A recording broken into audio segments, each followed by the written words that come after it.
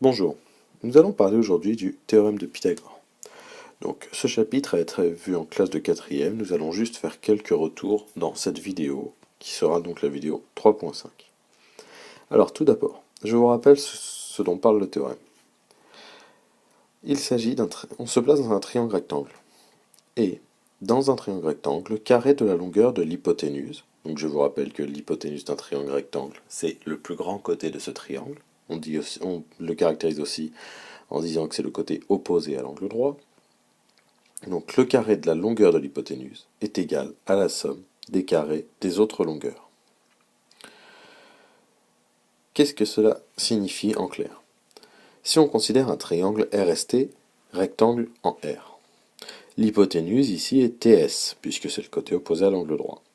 Nous aurons donc TS au carré, qui sera égal à la somme des deux autres longueurs au carré, c'est-à-dire RS au carré plus RT au carré.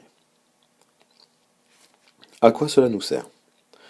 Eh bien, complétons notre figure en écrivant par exemple que RT mesure 7 cm et RS en mesure 12. Nous cherchons à calculer TS. Alors, nous devons commencer par dire que nous sommes dans un triangle RST rectangle en R.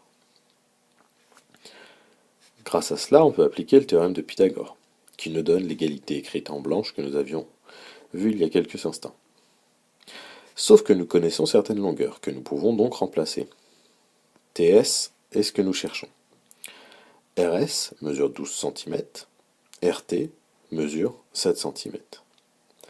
Alors je vous rappelle que 12 au carré signifie 12 fois 12, c'est-à-dire 144, et 7 au carré signifie 7 fois 7, c'est-à-dire 49.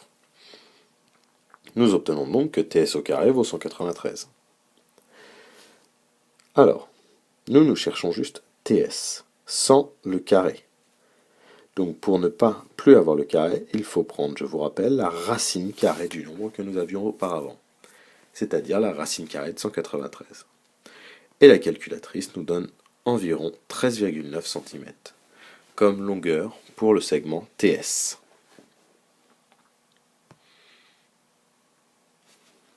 Effectuons le procédé inverse. Considérons un triangle, RAG, et nous voulons savoir s'il est rectangle. Alors, si ce triangle était rectangle, le théorème de Pythagore pourrait s'appliquer. C'est dans cette optique que nous allons travailler. Imaginons que nous connaissions les longueurs de 3 des côtés. Donc ici, le plus grand côté est RG. Attention, il ne faut pas l'appeler l'hypoténuse, puisque l'hypoténuse n'existe que dans un triangle rectangle. Donc nous allons calculer ce côté le plus grand, RG, au carré. Cela nous donne 13 au carré, c'est-à-dire 169. Nous allons maintenant prendre les deux autres côtés, dont nous allons ajouter les longueurs, ce qui nous fera 12 au carré plus 5 au carré, c'est-à-dire 144 plus 25, ce qui nous fait 169. Donc, on remarque que GR au carré est bien égal à AG au carré plus AR au carré. Oui, mais c'est le théorème de Pythagore, qui ne s'applique que dans un triangle rectangle. Cela nous permet donc d'affirmer que le triangle est rectangle. Je vous rappelle que ce que nous venons d'utiliser ici, cela s'appelle la réciproque du théorème de Pythagore.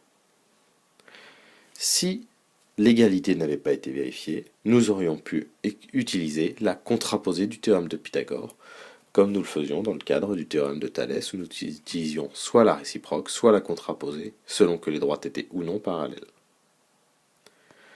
En résumé, le théorème de Pythagore s'applique dans un triangle rectangle, il sert à calculer des longueurs. La réciproque du théorème de Pythagore s'applique dans un triangle dont nous connaissons les longueurs et pour lequel nous cherchons à savoir s'il est rectangle. Si le triangle est rectangle, c'est la réciproque du théorème de Pythagore qui nous permet de conclure. Si le triangle n'est pas rectangle, c'est la contraposée du théorème de Pythagore qui nous permet de conclure. Au revoir.